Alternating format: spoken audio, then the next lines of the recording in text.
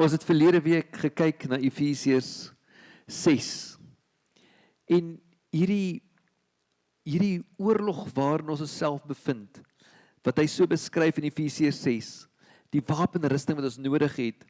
En ons het verlede week gesien en gekyk en waar Paulus skryf, maar ek wil u verlede Sondag toe ek hier staan, toe kry ek hierdie prentjie van hoe ons deur hierdie jaar gereis het met Efesiërs. En ons staan op hierdie bergtop. En dit voel so vir my, ons kyk, en ons kyk met ander oë. Want wanneer jy reis en jy klim 'n berg, ek weet nie wie van julle al daai berg klim, al wat jy sien is hierdie rotse hier voor jou, en jy kan net terugkyk. Maar as jy hier op daai bergtop staan, dan lyk dinge anders. Jy sien anders, jy sien wat daar rondom jou aangaan, en dis werklik ek verlede week gevoel het, terwyl ek hier gestaan het. Dis net, ons sien anders. Hierdie reis waardeur die Here ons gevat het hierdie jaar. En ons by hierdie plek kom, en hy sê net, nou, staan vas. My broers, word kragtig in die Here, in die krag van sy sterkte. En ons het hierdie Efesiërs deurgewerk, en die prentjie wat die Here vir ons gewys het, oor hoe hy lyk, wat hy sien, is dit. Dis hoe hy lyk, dis hoe ek lyk in die koninkryk van die Here. Ons het verlede week baie sterk daardeur gewerk. So vandag wil ek na 2 voorbeelde in die Bybel gaan kyk. 2 manne wat van by wie ons kan leer en by wie ons leer. En die eerste ene, ek gaan hierdie een, die wapenrusting van God wat ons gekyk het, en die heel eerste wat ons gaan kyk, is Gideon. Gideon. En die tweede een, Dawid. Hierdie 2 manne, na wie ons gaan kyk. So, dis die skrifgedeeltes waarna ons gaan verwys, Rigters 6. Jy kan gaan kyk en lees in Rigters 6, en dan 1 Samuel 17. Jy kan hy stories gaan lees. Ons het nie die tyd vandag om hy stories deur te lees nie. Maar wat verskriklik belangrik is dat ons kyk oor hoe hierdie manne hulle self gesien het. En die pad wat die Here met hulle gestap het. Nou net, ons het net gekyk na daai prentjie. En ons sê, dis hoe die Here ons sien. Dis hoe die hemele ons sien. Want ons is gemaak in sy beeld, in God se beeld. Ons is sy medewerkers in die koninkryk. Hoe sien u self? Dit was die vraag wat ons verlede gehad. Hoe sien jy jouself? Kan jy jouself so sien beklee? Want dis wat gebeur het met hierdie hele Efesiërs reis. Dis wat met ons gebeur het. Ons is beklee met hom. En dan sê hy in Rigters 6. Kom ons gaan soontoe. Nou, die verhaal is so dat Gideon besig is om die koring uit te slaan in die parskyp. Hy was bang, hy's vreesbevange, die Midianiete en almal kom en val hulle aan, so hy kruip eintlik weg in die parskyp. Die parskyp is iets wat onder die grond gebeur, waar hy druiwe uitgetrap het. Nou slaan hy die koringare daar uit. Die koringare is eintlik veronderstel om op 'n plat vlak uitgeslaan te word, dat die wind waai en hy waai die kaf weg. En wat oorbly is die korrels. Maar nou is hy hier onder, en hy is vreesbevange, maar hy wil nie die mense met hom sien nie, en dat sy hulle oes kom steel nie. Kom ons hoor 'n bietjie. En die engel van die Here kom toe by hom verskyn, en sê vir hom, die Here is by jou dapper man. Ander vertalings, die Here is by jou dapper held. Hy kom en hy sê vir hom, ek wil weer terug gaan na die prentjie toe. Gideon, die Here is by jou, dapper held. Gideon, meneer, het Gideon vir hom gesê, as die Here wel by my ons is, hoekom gebeur al hierdie dinge met ons?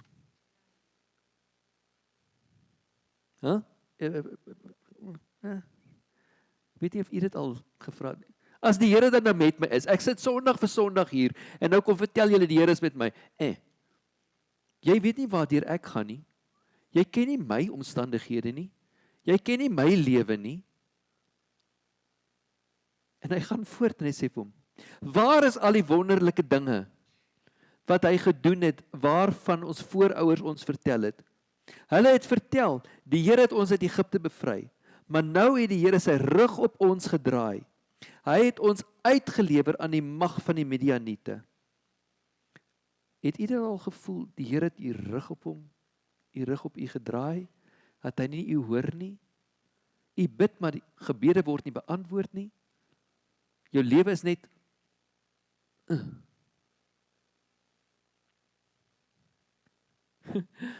En nou kom hier die engel, hy sê vir hom, die Here het toe na Gideon toe gedraai en vir hom gesê, gaan met hierdie krag wat jy het en gaan bevry die Israeliete uit die mag van die Midianiete. Ekskuus. Hy kruip weg daaronder. Hy sê nou net, ek het niks meer nie. En hy kom en hy kom in hierdie verhaal en hy sê maar, ek is die geringste in my huis. My familie is die swakste van die swakstes en ek is die laaste. En die engel sê vir hom,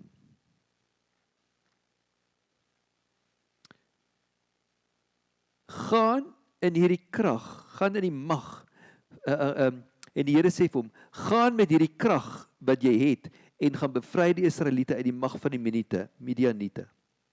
Ek stuur jou.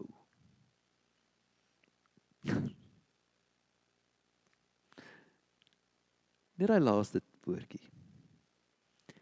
Ek stuur jou. Obviously, Gideon sê, Here, as jy dan na my is, as ek tog net een ding kan vra, gee vir my tog 'n teken waardeur ek seker kan wees dat u met my is. Vers 17. En toe later vra hy nog 'n teken, en toe vra hy nog 'n teken, en die Here is so geduldig. Ek wil u hê, u moet sien wat sien Gideon, en ek wil hê wat u moet sien wat sien hierdie engel. Hoe kyk u vandag na u self? As ons erken dat ons God se kinders is, wat sien u? Wat sien ek?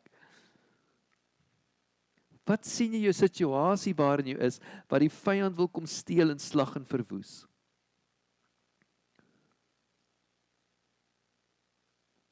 Hoor net hierdie gesprek weer 'n keer. As die Here wel by ons is, waarom gebeur al die dinge met ons? Ons oë is baie keer dit wat ons mislei. Want ons het nodig, ons hoor die woord van God Sondag na Sondag na Sondag. En ons baie keer is dit, dit was mooi. Maar iets hier binne verander, stukkie vir stukkie, wanneer ons die woorde van ons Vader hoor, soos hierdie berg wat ons uitgeklim het, en ons staan op hierdie punt, en ons die vlag geplant, aan die einde van die Efesiërs, hy sê, staan vas in die mag van die Here. En hy sê, ek stuur jou. Jy gaan nie in jou eie krag nie, jy gaan nie in jou eie mens wees nie, jy gaan as gevolg van hom.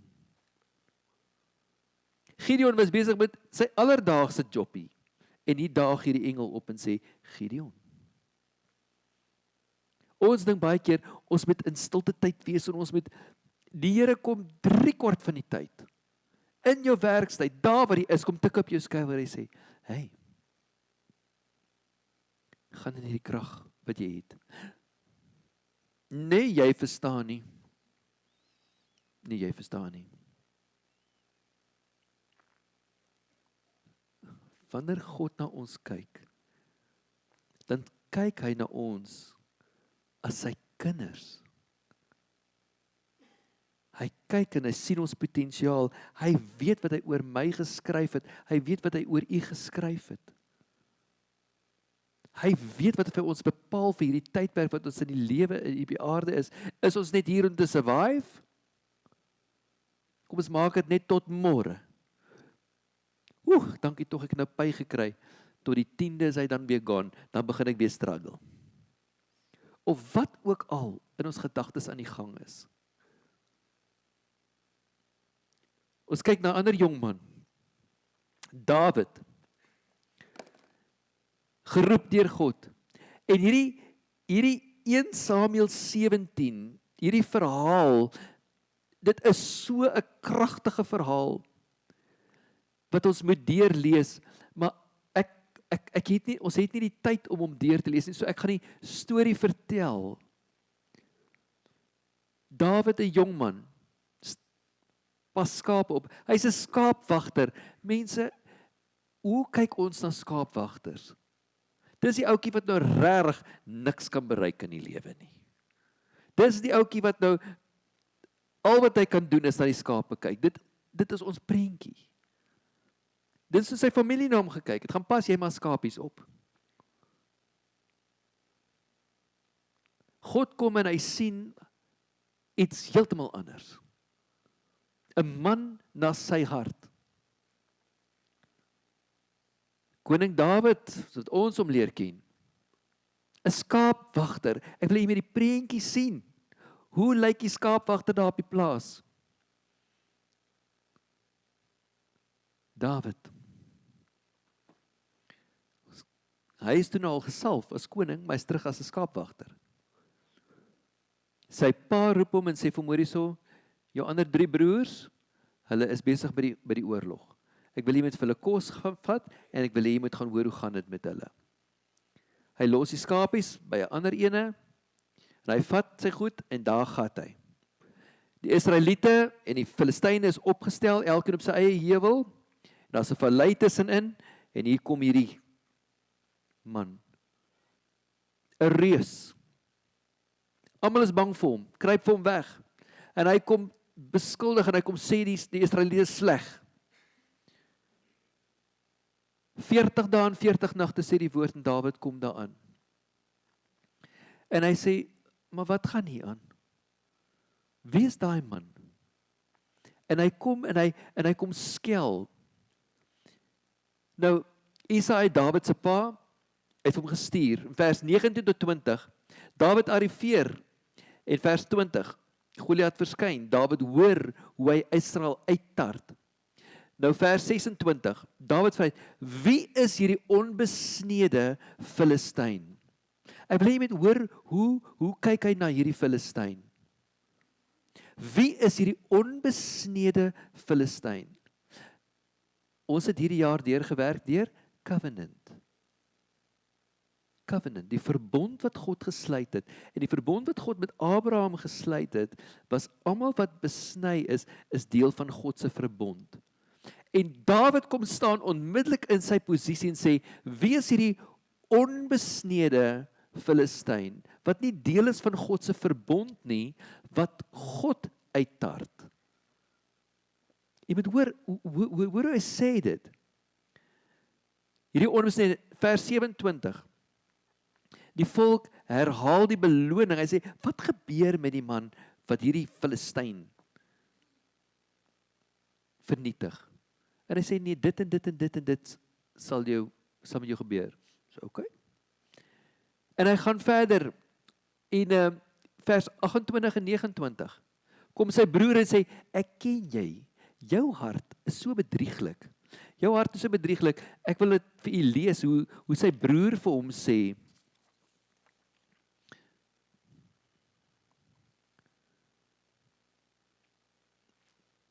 vers 30 en 31.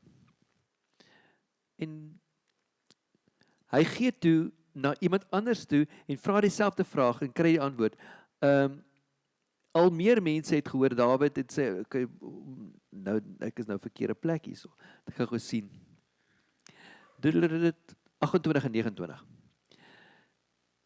Maar Dawid se oudste broer het gehoor, toe hy by die manskappe praat en met hom kwaad geword. Hoekom het jy hierheen gekom? Vra hy. En by wie het jy daardie klompie vee in die wildernis gelos? Ek ken jou domme strandheid en vermetelheid. Jy wil net die geveg kom kyk. Baie keer die ouens wat die naaste aan jou is, kom bevraagteken jou hart, kom bevraagteken dit waarmee jy besig is. Jou oppositie is baie keer nie net noodwendig van mense wat ver is nie, maar is hier in jou inner sirkel waar jy probeer jou ding doen en hulle kom kla jou aan. Hy sê, ek ken jou hart.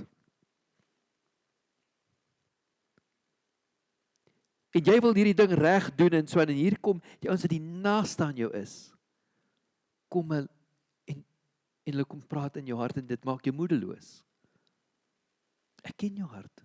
Jy's dom as strand, man. Maar weet jy daai skaap gelos? Jy's 'n skaapwagter, gaan terug. En hierdie Dawid staan op. En Dawid se getuienis. Eers vers 32. Toe hoor, hy sê, maar ek sal daai Filistyn gaan verslaan. Ek sal. En Saul hoor dit. En Saul sê vir hom, kom hierso.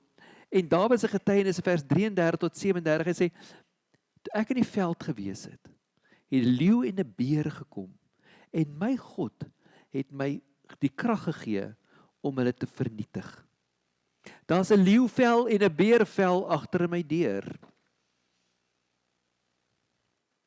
Dit elke pad wat u al gestap het, in 'n stukkie van oorwinning, hoe klein, hoe gering, rig u op vir die Goliat wat voor u staan. Nou sê die Goliat, en hy sê, my God het daai leeu en daai beer in my hande gegee, en hierdie onbesnede Filistyn, wat nie deel is van die verbond nie, ek is deel van die verbond, sal buig. En hy staan op daarso, en dan vers 38 en 39, Saul gee sy wapenrusting aan Dawid, en sê, trek dit aan, jy moet hierdie wapenrusting aantrek, en hier trek Saul sy wapenrusting vir Dawid aan. Is dit nie hoe baie keer wat ons is nie? Ag, as ek maar net het wat Vanus het, of wat Jacob het, en ek trek hulle wapenrusting aan, want ek is nie goed genoeg nie. Ek wil soos jy wees. Ek wil soos jy wees. Nee, ek is nie goed genoeg nie. As ek maar net soos jy was. Nou probeer ek jou klere aantrek. En die Here sê, nee. Ek soek vir jou. Jy. Nie die ou langs jou, jou. En hy sê, maar ek kan nie met hierdie wapenrusting werk nie, want ek het nog nie getoets nie. Ek ken dit nie. En Dawid sê, hier gaan ek. Met dit wie ek is, en wat ek het. 'n slingervel, en hy tel 5 klippies op. En koning Dawid sê vir hom, jy's te jonk, jy kan nie gaan nie. The stakes is high. If we lose here today, then the enemy will take hold of us. Ons kan nie verloor nie. Koning Dawid sê, jy moet nie bekommerd wees nie. Ag, ja, koning Dawid sê, moenie bekommerd wees nie. Dawid sê, moenie bekommerd wees, hy is nog nie koning nie. Dawid sê, moenie bekommerd wees nie, want die Here is met my. Die Here is met my. En dan, hierdie vers 47, is die kragtigste vers van dit alles.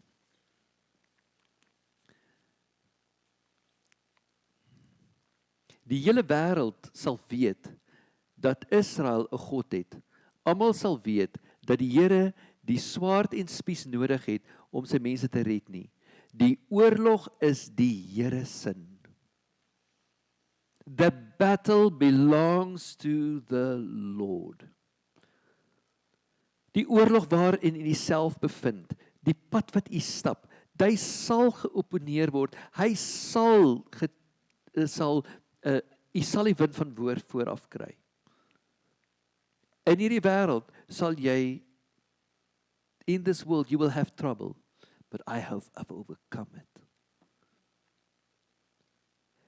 u posisie in Christus? Sien u dit? So wanneer ons na hierdie verhaal kyk, geroep deur God, gehoorsaam in die alledaagse, sy pa het vir hom gesê, gaan, en hy het gegaan. Daai gehoorsaamheid van hom, sien deur die oë van die hemele, vertroue in die verbond, wie's hierdie onbesnede Filistyn, teenstand en misverstand, krag uit vorige oorwinnings, die leeu en die beervel, verwerp menslike wapenrusting, bly eg. Ons trek al die goeders aan om ons te beskerm. En die Here sê, ek het jou aangetrek, ek het jou geklee. Gaan in God se krag, nie in jou eie nie. Sien met God se perspektief. Oorwinning deur die geloof. Bevordering deur gehoorsaamheid. Om in God te wandel, om saam met hom te wandel, is die roeping wat die Here op ons het. Daar is so baie om uit hierdie verhaal uit te neem. En wanneer ons kyk na die twee verhale langs mekaar, van Gideon, hierdie verhaal oor Gideon, hoe hy homself sien, en jong Dawid, hoe hy homself sien, dis wêrelde verskillend. Maar hoe God na hom kyk, is presies dieselfde. Gaan in hierdie krag van jou, maar ek het nie. Ek stuur jou, ek is met jou. Ek stuur jou. Ek wil u met hierdie woorde vanoggend hoor, en dan hierdie prentjie onthou. Hierdie prentjie wil ek vra dat u dit in u gees sal vasmaak. U is bekleë met God. Ons harte is daar waar die verandering moet plaasvind, dat ek kan sien wat God sien, en in daai oorwinning leef. Die oorwinning is reeds behaal en bepaal. Ek wil vir my musiekspan vra om vorentoe te kom. Wanneer u hierdie week, hierdie skrifgedeeltes gaan deurlees, kyk in die spieël, soos ons verlede week oor gepraat het, oor hierdie wapenrusting, wat aangetrek is, binne en buite. Kyk na die geveg waarin jy self bevind, en hoor die stem van die Here, waar hy sê, ek stuur jou. Kan jy sien wat ek sien?